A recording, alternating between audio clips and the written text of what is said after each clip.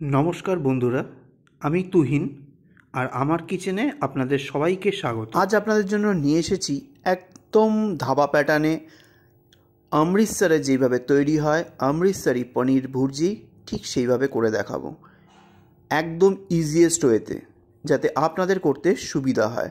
বেশি ঝামেলা চাকচিক্য নেই, কিন্তু বাড়িতে বানিয়ে খেতে পারবেন একদম কম তেল মশলা দিয়ে এবং ঘরে থাকা কিছু উপকরণ দিয়ে।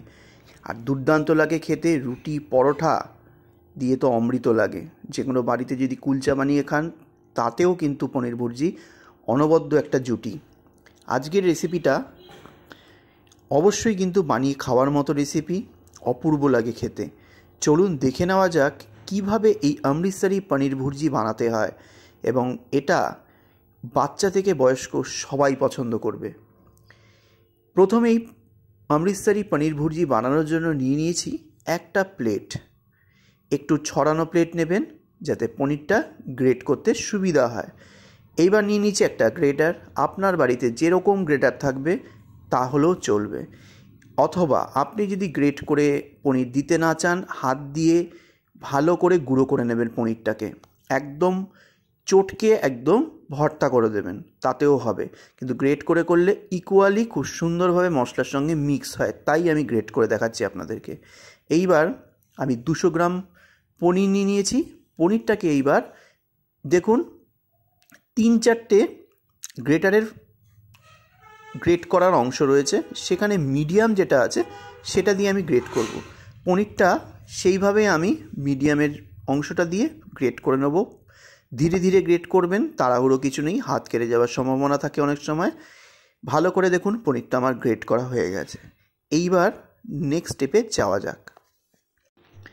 ঠিক স্ট্রিট স্টাইলে বানানোর জন্য আমি নিয়ে নিয়েছি একটা তাওয়াটাকে হাই ফ্লেমে গরম করে ফ্লেমটাকে মিডিয়ামে দিয়েছি।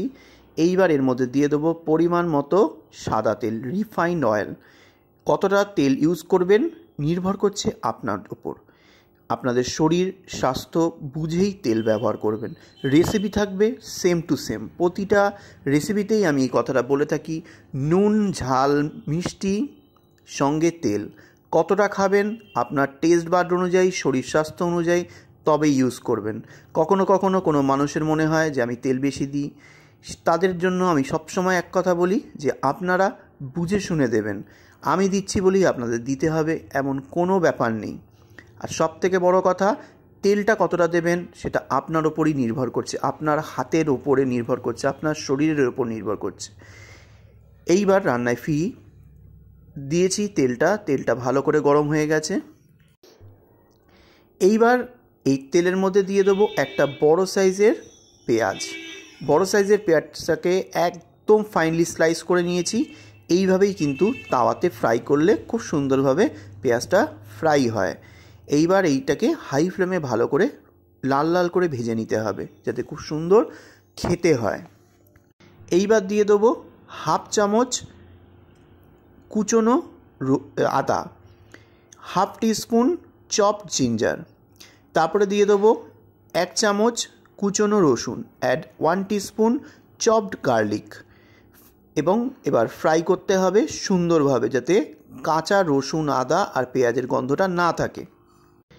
এইবার দিয়ে দিতে হবে একটা মিডিয়াম সাইজের চপড টমেটো, মানে কুচিয়ে নেওয়া টমেটো, বীজ ছাড়িয়ে। অবশ্যই এটা বীজ ছাড়িয়ে দেবেন, তাহলে কিন্তু খেতেও ভালো লাগবে, টেক্সচারটা ভালো হবে। রুটির সঙ্গে মুখে পড়লে বা পরোটার সঙ্গে মুখে পড়লে দুর্দান্ত লাগবে, অত্যাধিক টকও হবে না, খেতে অনবদ্য হয়।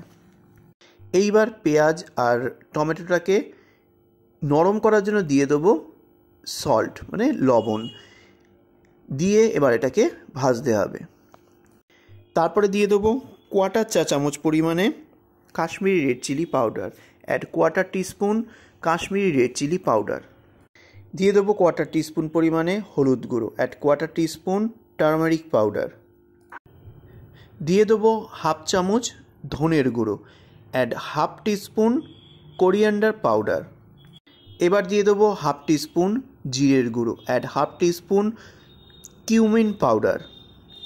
দিয়ে দেবো সামান্য একটুখানি জল যাতে পুড়ে না যায়, add some water to prevent not burning the masalas. এইবার ভালো করে এটাকে ভাজতে হবে, সুন্দর করে ভাজতে হবে যাতে কাঁচা গন্ধ না থাকে, প্লাস সব কিছু সবজির জন্য নরম হয়ে যায়। এবার দিয়ে দেবো 2-3টে কুচিয়ে নেওয়া কাঁচা লঙ্কা, add 2 to 3 green chillies, chopped green chillies, একটা ছোট সাইজের capsicum, add small size chopped or sliced capsicum, add 1 cube or 2 cube butter for better taste and flavor। এবার এটাকে ভালো করে ফ্রাই করতে হবে কিছু সেকেন্ড। তারপরে দিয়ে দেবো 1 চামচ কসুরি মেথি, অ্যাড 1 টিস্পুন কসুরি মেথি।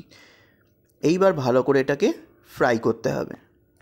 যখন দেখবেন ভালো করে ভাজা হয়ে গেছে আর হালকা হালকা তেল আর বাটারটা বেরিয়ে এসেছে, ক্যাপসিকামকে কিন্তু কখনোই একদম নরম করে ফেলবেন না, একটু ক্রাঞ্চ থাকবে, সেইভাবেই কিন্তু ভাজতে হবে। এইবার দিয়ে দেবো কিছু পরিমাণে জল, অ্যাড সাম ওয়াটার। তারপরে দিয়ে দেবো পনিরের ভুর্জিটা, মানে গ্রেট করা পনিরটা। তারপরে ভালো করে এটাকে মিক্স করে দিতে হবে এবং মিডিয়াম ফ্লেমে এটাকে ভাজতে হবে। ওপর থেকে দিয়ে দেবো পরিমাণ মতো গরম মশলা, অ্যাড সাম গরম মশলা। তারপরে দিয়ে দেবো একটু চিনির গুঁড়ো টেস্টটাকে ব্যালেন্স করার জন্য, কারণ পনির টমেটো দুটোই আছে। Add some sugar to balance the taste. তারপরে কন্টিনিউ মিডিয়াম ফ্লেমে 1 থেকে 2 মিনিট ভালো করে ভেজে নিতে হবে যতক্ষণ না পর্যন্ত জলটা শুকিয়ে যাচ্ছে। জলটা যখন দেখবেন শুকিয়ে গেছে তখন ওপর থেকে দিয়ে দিতে হবে কুচিয়ে রাখা ফ্রেশ ধনেপাতা, add chopped coriander for better flavour. তারপরে হালকা হাতে মিক্স করে নিলেই রেডি হয়ে গেল ধাবা স্টাইলের অমৃতসরি পনির ভুর্জি। একবার অবশ্যই ট্রাই করবেন। আজ আসলাম, নেক্সট দিন আবার একটা ভালো ভিডিও নিয়ে আপনাদের সামনে তুলে ধরবো।